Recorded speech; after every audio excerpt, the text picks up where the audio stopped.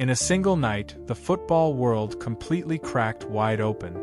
Think about this. Two of the most decorated football nations on the planet, two heavyweights with a combined 7 World Cup final appearances and 4 world titles, were just dumped out of the tournament. And no, they didn't get knocked out by other giants or fellow elite teams. They got sent packing by the underdogs. Teams, the so-called experts, expected to just roll over and clear the track. Germany? The 4-time world champions? Gone. The Netherlands? 3-time finalists? Gone. Both went down on penalties, both in the exact same 24-hour window, and both were sent home by squads that, on paper, had absolutely no business beating them. Somewhere deep inside FIFA's corporate offices, you just know the executives were quietly dreading this exact moment. Because what we are watching right now is FIFA's worst financial nightmare playing out in real time. But for the rest of us, the neutrals, the fans, the people who actually live and breathe this sport, this might just be the absolute best thing about the entire 2026 World Cup. So, let's break it down. 2 giants down, 2 massive underdogs moving on, and one massive question hanging over North America right now. Is this the night European football's absolute grip on the world stage finally started to slip? Let's start with how we actually got here, beginning with the sheer scale of these upsets because it is genuinely staggering. Germany was just dumped out by Paraguay. Just let that sentence sit with you for a second. Paraguay, a team ranked 41st in the world by FIFA. A squad that got completely handled 2-0 by the United States just 2 weeks ago in the build-up. They were lining up against a 4-time world champion German side packed to the brim with elite stars playing at the absolute highest level for clubs like Arsenal, Liverpool, Bayern Munich, and Newcastle. And here is the absolute kicker. Germany lost on a penalty shootout. For decades, losing a penalty shootout simply did not happen to Germany. It wasn't in their DNA. This is the nation that used to be the ultimate executioner from 12 yards out. They had scored 15 consecutive World Cup penalties in shootouts and literally hadn't missed a single shootout since way back in 1982. That entire legendary aura of invincibility? Completely shattered in Foxborough. Kai Havertz missed his spot kick. Nick Woltemade missed his. And then, in sudden death, Jonathan Tah blazed his kick straight into orbit, leaving Jose Canale to calmly step up and smash home the winner. Just like that, Paraguay payrolls their way into the round of 16. Now, if you only looked at the raw post-match stats, you would swear Germany completely dominated this game.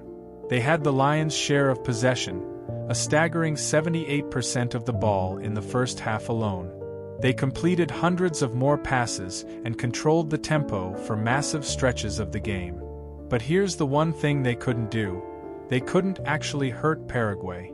In that entire first half, despite passing the ball to death, Germany did not register a single shot on target. Not one. Why? Because Paraguay coach Gustavo Alfaro had a flawless plan. They set up in a super disciplined, incredibly compact 4-5-1 low block. They completely denied Germany any space between the lines and essentially dared the Giants to try and break them down. And Germany simply couldn't do it. There was no creativity, no penetration, and 0 killer passes. Paraguay actually took the lead when Miguel Almiron recycled a cleared corner, and Matias Galarza whipped in a beautiful cross for Julio Enciso to power a downward header past Manuel Neuer. Even after Kai Havertz managed to equalize in the second half off a Florian Wirtz cross, Germany looked completely flat. And yeah, the Germans are going to complain about that disallowed extra-time header from Jonathan Tah, where VAR called a foul on Waldemar Anton for pushing the keeper Orlando Gil. Even Julian Nagelsmann and pundits were fuming after the match, saying that exact same goal gets allowed every single week in the Premier League. But look, the real lesson of this game isn't a controversial VAR call. It's this. Possession without penetration means absolutely nothing in knockout football. Germany had the ball, but Paraguay had the plan. And the plan won. Almost simultaneously, down in Monterrey, Mexico, the Netherlands fell to Morocco. The Dutch, a country that had reached at least the round of 16 in 11 straight World Cups and were quarter-finalists just 4 years ago, crashed out at the very first knockout hurdle for the first time in their entire history. And it was Morocco, the pride of Africa, who sent them packing. Again, on penalties, 3-2 after a brutal 1-1 draw over 120 minutes. But this wasn't like the Germany game. Morocco didn't just sit back and absorb pressure. They came right out and took the game straight to the Dutch. They looked incredibly dangerous, with Achraf Hakimi causing absolute chaos down the right wing and even rattling the crossbar in the second half. The Netherlands actually grabbed the lead against the run of play in the 72nd minute through a first-time finish from Cody Gakpo, assisted by Crescencio Somerville. And right then, the Dutch made the one critical mistake you can never make against a team this motivated. They sat back. They tried to protect a 1-0 lead and invite pressure, hoping to just hold on for the final 20 minutes. Against Morocco, that is pure tactical suicide. The Atlas Lions kept coming, wave after wave, pressing relentlessly. And in the 90th minute, deep into stoppage time, Issa Diop rose highest to glance home a dramatic equalizer and break Dutch hearts. By the time extra time rolled around, Morocco looked stronger in every single category, physically, mentally, and emotionally. At one point in extra time, they were commanding over 80% of the ball. The only reason the Netherlands even survived to see a shootout was because of some heroic, world-class saves from their keeper, Bart Verbruggen. Then came the shootout, and it was pure, unadulterated chaos. Misses everywhere. The pressure was so thick you could cut it with a knife. Even Morocco's superstar captain Achraf Hakimi missed his spot kick. But Morocco has a secret weapon in these moments: Yassine Bounou. The man loves the big stage. He stood tall and made a massive, crucial save against Crescencio Somerville, while Quinton Timber and Justin Kluivert also failed to convert their penalties. That set the stage for Ismail Saibari. He stepped up, calmly buried the winning penalty into the bottom left corner, ripped his shirt off, and sent millions of Moroccan fans worldwide into absolute stratosphere. This wasn't just any random knockout match. This was a battle between the 6th and 7th ranked teams in the world, and the African giants proved they were the superior side on the night. And here is the biggest takeaway from Morocco's win, the one that should genuinely scare the traditional European elite. Morocco does not look at themselves as underdogs anymore. This isn't some plucky little team that's just happy to be here and hoping to get lucky. This is the exact same core group that made history by reaching the semi-finals in Qatar back in 2022. They walk onto the pitch against the Netherlands fully believing and knowing that they belong on this stage. Like their coaching staff said after the game, "Nobody is unbeatable." That is not the mindset of a minnow. That is the mindset of a legitimate World Cup contender. So, let's zoom out for a second and look at the bigger picture here, because something incredibly real is shifting in global football. Traditional analysts are looking at this and pointing out the obvious. The gap between football's historical elite and the rest of the world has never been smaller. And the reason for that is actually pretty simple. Squads from Africa, Asia, and South America are no longer made up of obscure names you've never heard of. Their rosters are now completely full of elite athletes competing week in and week out at the absolute highest level of European club football. They play for Paris Saint-Germain, they control the midfields in the Premier League, and they anchor defenses in La Liga. These players look the global giants in the eye every single weekend during the domestic season. Because of that, they have completely shed whatever inferiority complex used to exist decades ago. The fear is entirely gone.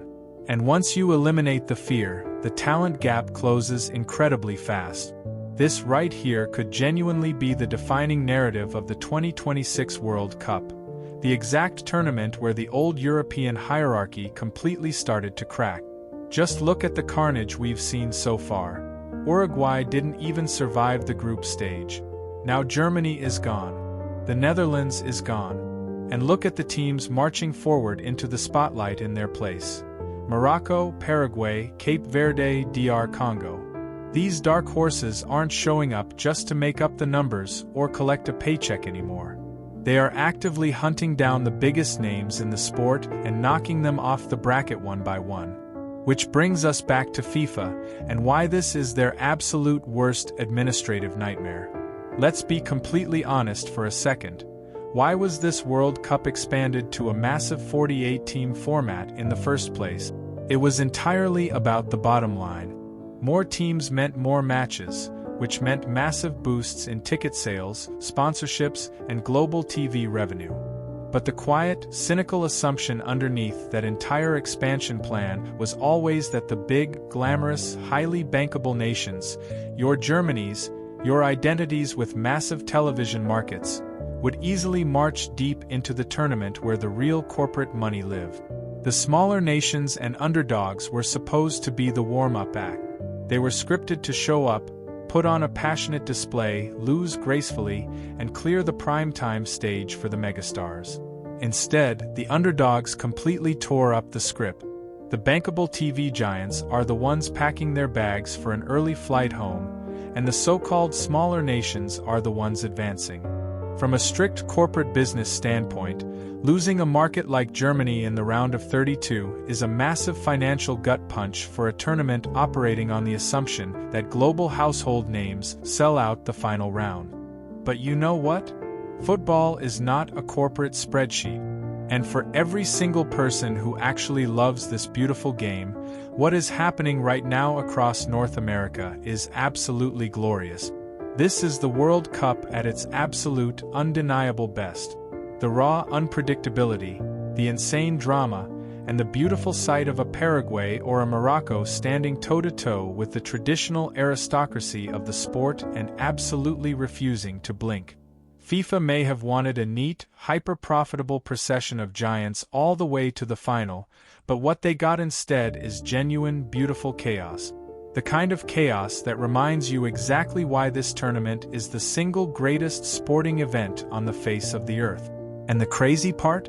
The giant killing season is still wide open. Look at what is coming up next on the schedule. Cape Verde, the smallest nation to ever qualify for this stage, is about to go up against Messi's Argentina in the ultimate David versus Goliath battle. DR Congo is gearing up to face England. Senegal is fully capable of causing massive problems for Belgium. After watching Germany and the Netherlands collapse in a single 24-hour window, would you honestly dare to bet against another massive shock?